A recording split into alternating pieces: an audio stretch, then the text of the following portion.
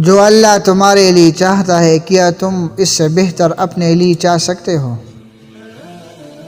کیا تم وہ جانتے ہو جو اللہ جانتا ہے؟ پھر کیوں مشکل لگتا ہے اس کے فیصلوں کو تسلیم کرنا؟ کیوں نہیں کرتے یقین کہ وہ بہتر لے کر بہترین دے گا؟ ایک وقت لازمی آئے گا جب تم سمجھ جاؤ گے یہ آزمائشیں کیوں تھی، یہ تکلیفیں کیوں تھی، یہ اتنی صبر کیوں تھی۔ اس کی آزمائشوں کے پیچھے چھپی مصلحتوں پر تم حیران رہ جاؤ گے۔ تب تک توکل کرو اس پر جو دونوں جہانوں کا مالک ہے، وہ جو ماں سے بھی زیادہ پیار کرتا ہے، جو 70 ماؤں سے بھی زیادہ پیار کرتا ہے انسان سے۔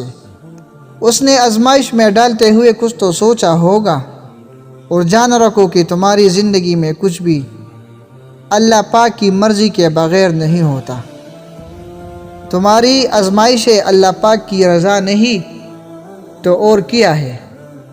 تو اس کی رضا کے آگے سر جھکا دو، سجدے کر دو، صبر کر لو، یہ سوچ کر کہ جو ہو رہا ہے اسی میں بہتری ہے، اور صبر کرنے والوں کو وہ بہت خاص رکھتا ہے۔